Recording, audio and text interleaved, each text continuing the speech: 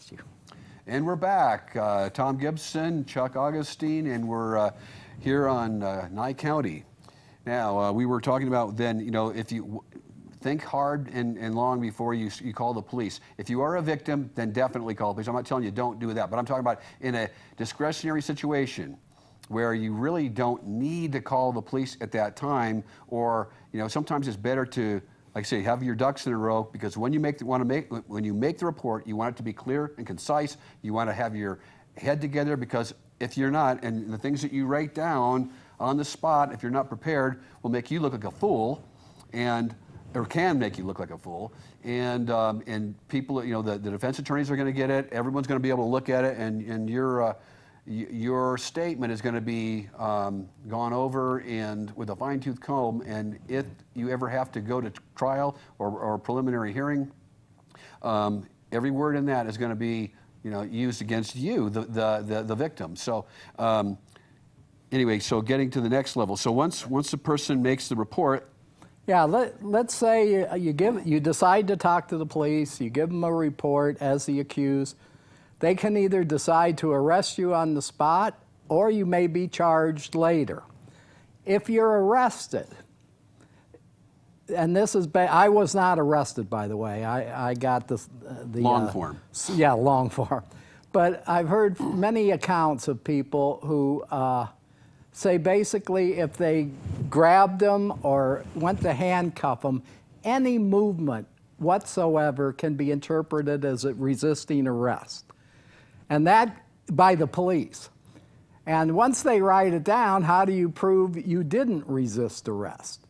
And certainly if they're taking you to the ground, your natural instincts is to move, to try to protect yourself from your face going in the ground. Right. That can be interpreted by them as resisting arrest. Well, and quick case in point, Lamar or Finnegan, the gentleman right. up in Oregon.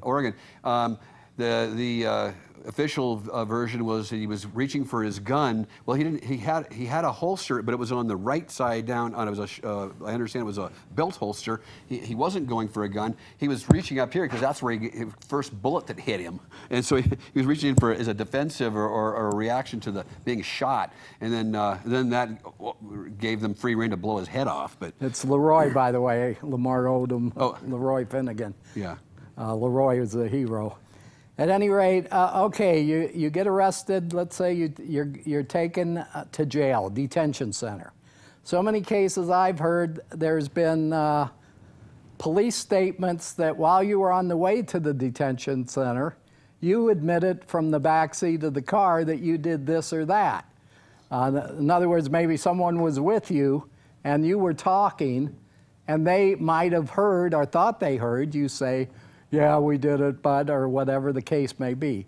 So my point is, from the minute that police shows up, be aware that you can absolutely get charged with anything you do. And in reality, you can be charged with anything whether you do it or not, unfortunately. Now there is the worst offender in the department. I won't mention his name.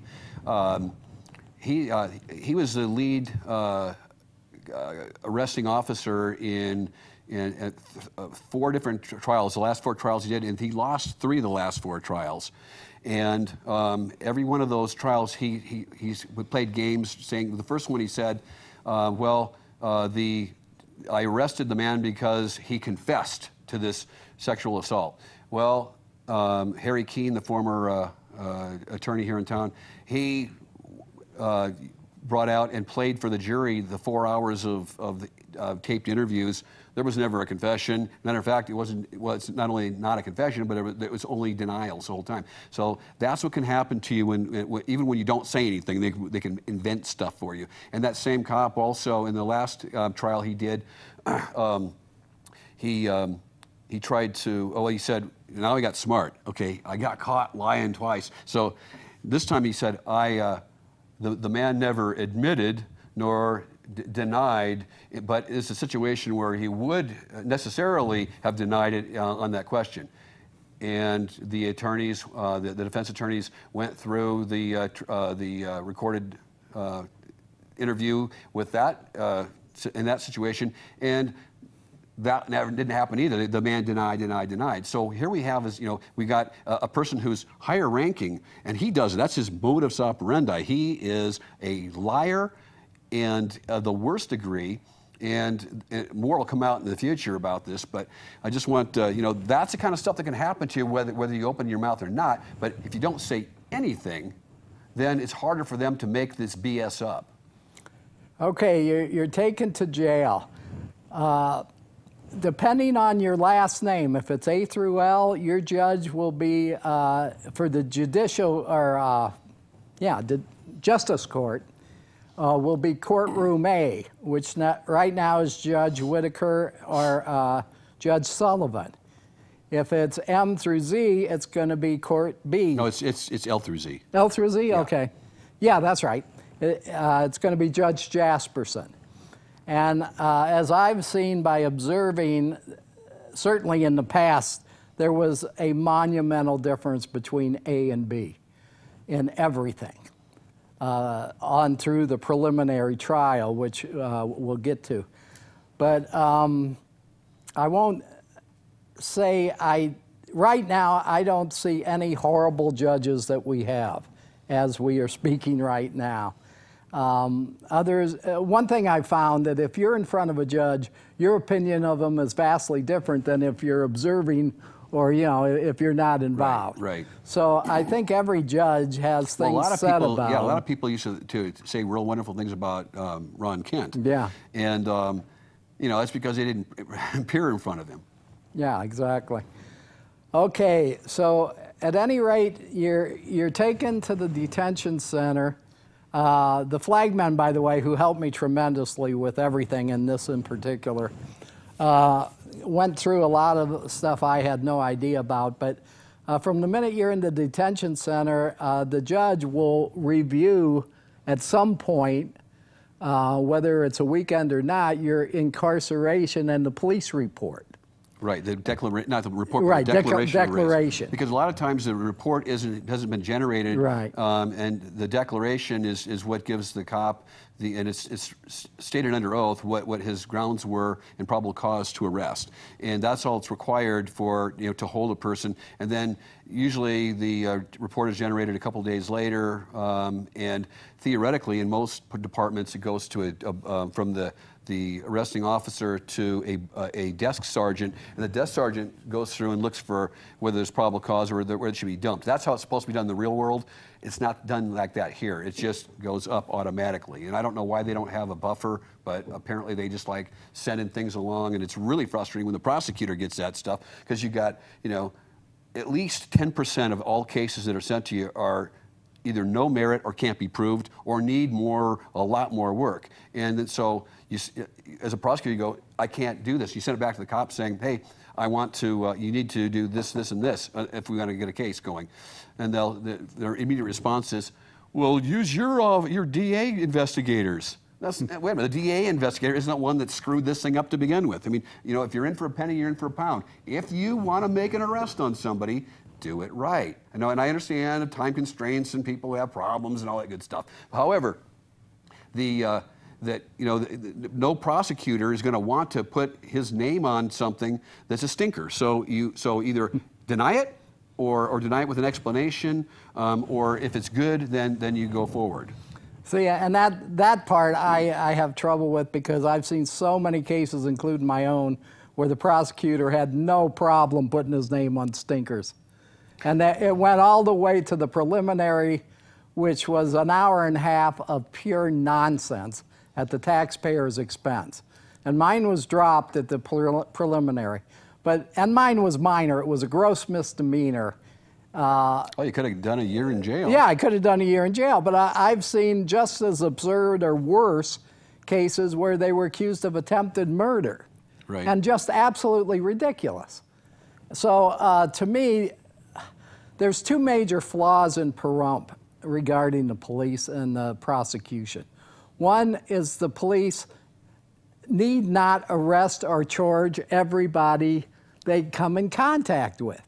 they can solve disputes without someone getting charged or arrested. They should long-form people, and unfortunately, they don't. And it's, again, it's discretionary. They can't. I mean, as a matter of fact, a cop can take you into and arrest you. They give you a citation on a traffic incident, and if you look down, it says citation in lieu of arrest. Or I don't know if our tickets say that, but the ones in Nebraska sure do. I remember that. But they. And so if you don't sign the citations promised to appear, then they will arrest you. Okay, that's when people get real stupid and they crumple the thing and throw it out the door, or they refuse to sign, and the cop has the right to arrest you. And on any misdemeanor, it's the same thing. Unless, well, if the misdemeanor is done in the presence of the cop, then he can arrest you. But if the misdemeanor is not done in the presence of the cop, they're not supposed to arrest you. It's supposed to be long form. Exactly. Okay. Well, that isn't always what happened, you know. And somebody will, yeah, Lefty over there did this to me. Well, which one of you is Lefty? Me. You're under arrest. Well, wait a minute, you didn't see it. So what gives you the grounds to arrest? So anyway, that said, is that discretion is used usually at the wrong time. Oh, I'm sorry, I have to arrest somebody. No, you don't. And you don't have to charge somebody. They don't charge them anyway. They arrest on suspected preferred charges. And in fact, that's where, to me, the real issue lies, and I'm very strong about this feeling, is at the prosecutor level. They're not the ones going over to the house, getting all this input. They've got time to sit back and objectively look at the evidence, look at everything, and say, this is nonsense, or, But I went over this very issue with Patrick Ferguson today. I saw him in the hallway. He was my prosecutor. Yeah, and I know him well. And I brought up your case, and I brought up the other case that I mentioned here earlier, the domestic violence case, and another case that I had that was not guilty. And what I explained to him was that. Because there are so many cases that come in, we were talking about, because I used to work in the DA's office, and I sympathize with what they have to go through, because these reports just come in and in and in and in, and if you want to do your job right, you have to read through every report very carefully and look for probable cause and whatnot. But what happens is, if you do your job right and you read every report, or if it's not done right, you send it back for further investigation, or your investigators, because the sheriffs won't do their job, then what happens is you get bogged down, and all of a sudden these cases start getting near the statute of limitations, and you're like, ugh. And then you go into panic mode. It's either you deny everything or you approve everything. Now, if you deny everything, you're going to get yourself in a box of trouble. So I would just approve, and then all of a sudden I'm in court with literally with feeling like I had a turd in my hand. But not only you, think of the poor guy that's been accused that didn't do anything. I'm talking about more like shoddy investigation, and I'm trying to, like, literally what they say, polish a turd. But and that is really difficult. Okay, we got a break here, and we're going to open up for a conversation and give us calls in the next two segments. Thank you. We're breaking now.